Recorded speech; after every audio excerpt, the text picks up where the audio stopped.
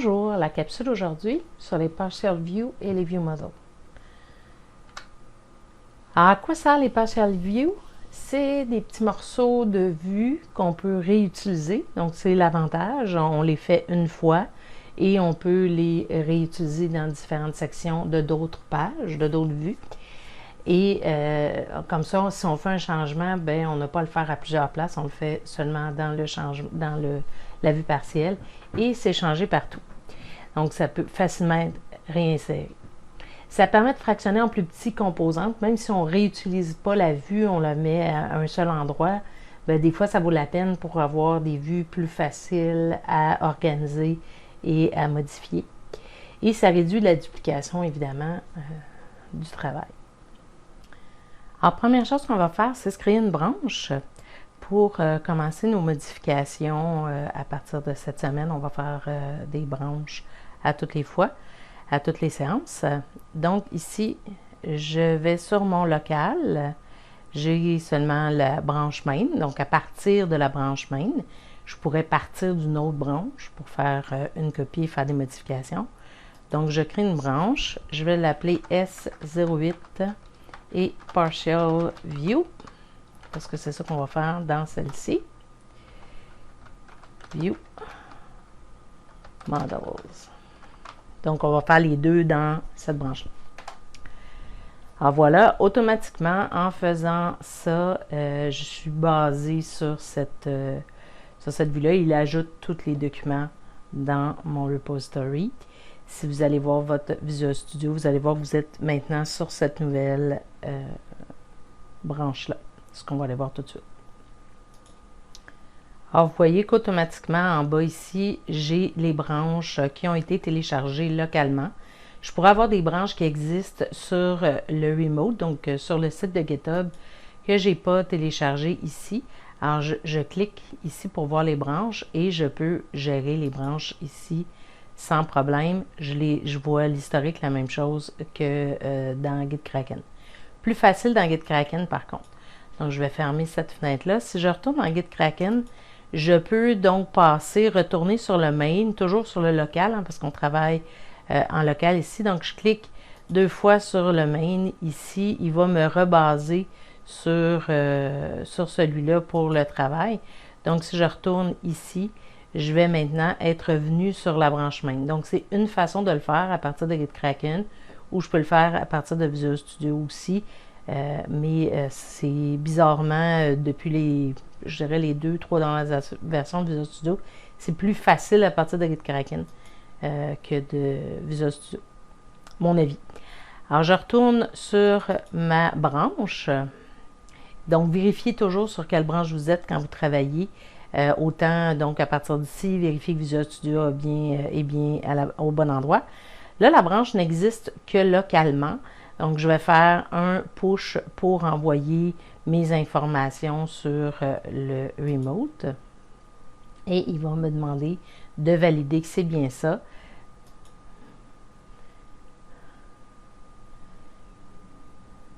Et maintenant, j'ai donc mes deux branches qui sont disponibles autant en remote qu'en local.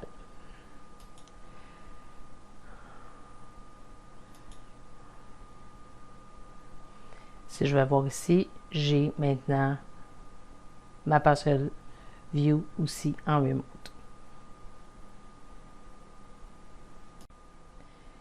On va faire notre vue partielle pour les zombies. Alors pour ça, on va juste s'assurer qu'on a tous les morceaux préalables faits dans les vidéos précédentes. Donc si je vais dans Data Access Repository, alors je m'assure que dans eRepository, j'ai mon eRepository Zombie dans lequel il y a le update.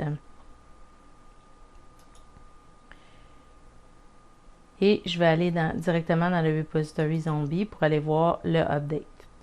Alors ici, on a la même chose que pour la version des zombie type. Par contre, ici, j'ai mis une autre façon de faire pour l'update. Alors, au lieu de nommer chaque champ, j'ai utilisé directement la méthode update ici qui ne détaille pas. Donc, c'est automatiquement, tous les champs sont enregistrés. Alors, un avantage à ça, c'est que si la base de données change, ici, on n'a pas de changement à faire, donc s'il y a des colonnes qui sont ajoutées. Par contre, à chaque fois, ça enregistre tout, alors qu'on pourrait, si on détaillait, faire une validation de qu'est-ce qui a été changé et de qu'est-ce qui change, ou encore de faire la validation puis d'aller enregistrer des logs pour les changements de certaines valeurs, donc garder l'historique de changement de certaines valeurs dans la BD. Pour certaines modifications, ça peut être important. Donc, on a notre repository. Très important aussi, si vous voulez que ça fonctionne et pas avoir de message d'erreur à l'utilisation, vous devez vous assurer dans votre projet web, dans Startup, que vous avez bien enregistré les services. Donc, vous allez voir les dependency injection aussi tout à l'heure. Donc, ici, bien vous assurer d'avoir enregistré vos services et de repository. On va ajouter évidemment le hunting log aussi, ou vous l'avez peut-être déjà fait.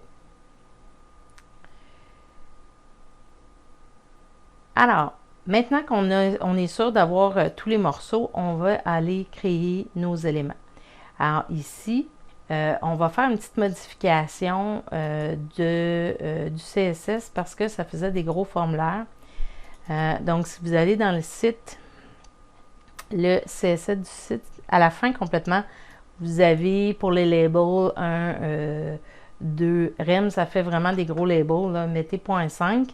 On va s'assurer que c'est plus facile à voir. Fait que ça, c'est la première chose que je voulais modifier. Et on va aller donc faire nos vues pour que ce soit un petit peu plus cute. Alors, les vues partielles.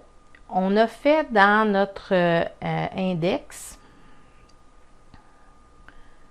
on va aller dans notre projet, contrôleur et vue index. Alors, on a notre zombie contrôleur dans lequel on est allé chercher les objets. Donc, dans mon contrôleur, j'ai sensiblement la même chose que dans mon contrôleur de zombie type. Ici, l'idée d'utiliser le repository, c'est que ça sort d'être assez standard.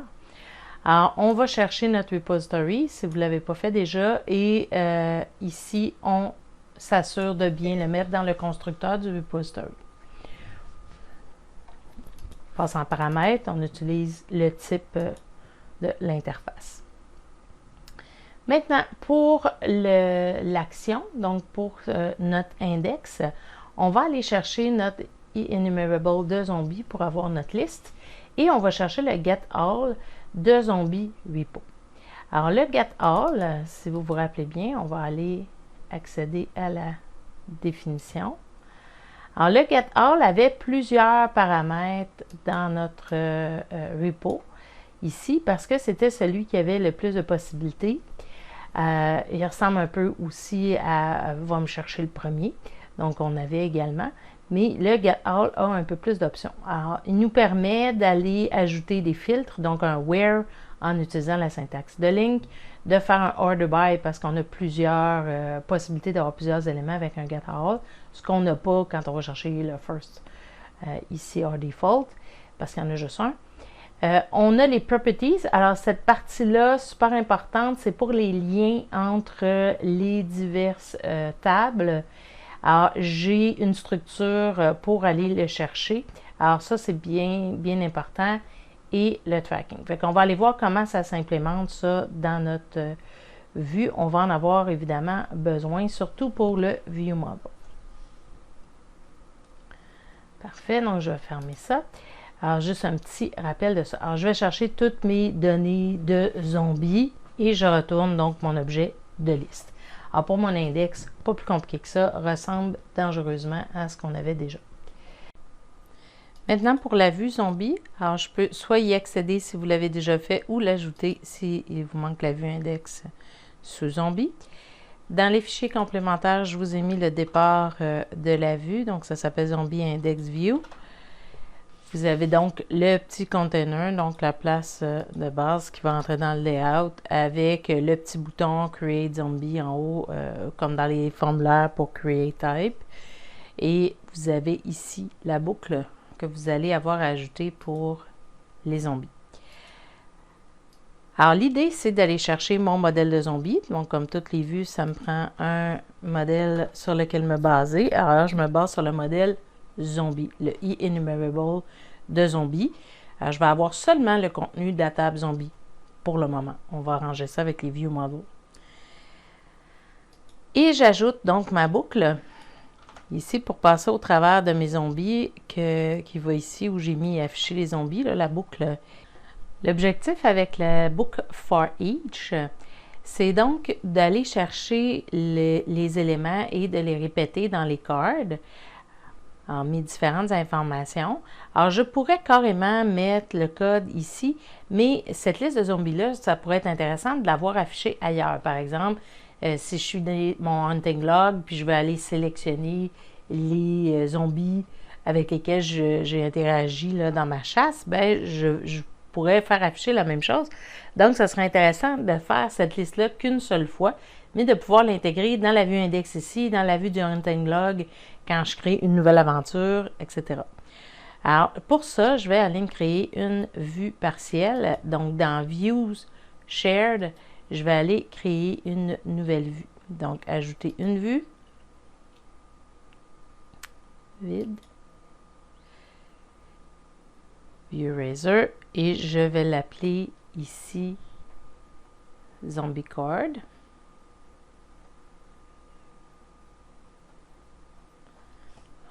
Zombie underscore zombie card ici. Ça va être ma vue partielle. Et je mets un underscore au début, c'est une façon de reconnaître les vues partielles. Vous pourriez également écrire partial à la fin. On le retrouve dans le validation script. Donc, ça aussi, ça souligne que c'est partiel. Moi, à la base, je ne l'ai pas mis. J'ai vraiment mis juste Zombie Party. Okay. Alors, ça aussi, vous avez dans les fichiers complémentaires la mise en page parce que c'est long. Alors, ici, juste remplacer par ce que vous avez, zombie card partial view.txt. Alors, vous avez ici la présentation ici de la carte. Donc, j'ai vraiment utilisé ça.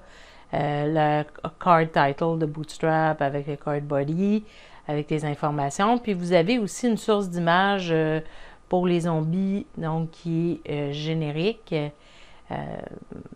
En théorie, vous avez copié les images disponibles déjà.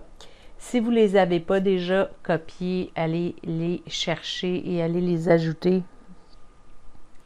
dans le dossier root, images et le dossier zombie. Vous retrouvez à l'intérieur le générique zombie. Éventuellement, on va évidemment afficher l'image de chacun des zombies. Alors ça, c'est ma vue partielle. Ici, alors j'ai le type de zombie, sa force, éventuellement, le champ n'existe pas encore, soyez pas surpris, on va l'ajouter après, et le nombre de points.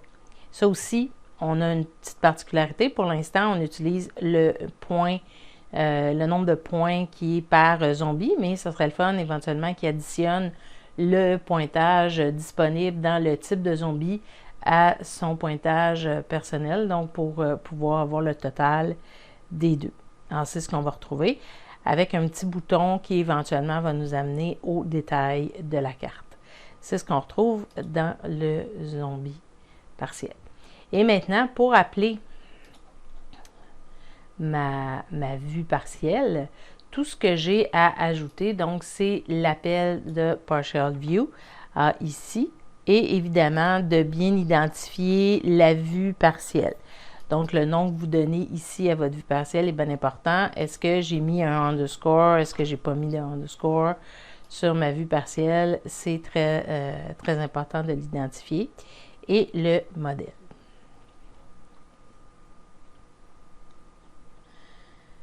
Alors, pour l'instant, la vue partielle, elle est sur rien. C'est vraiment juste du HTML. Alors, si j'exécute ici,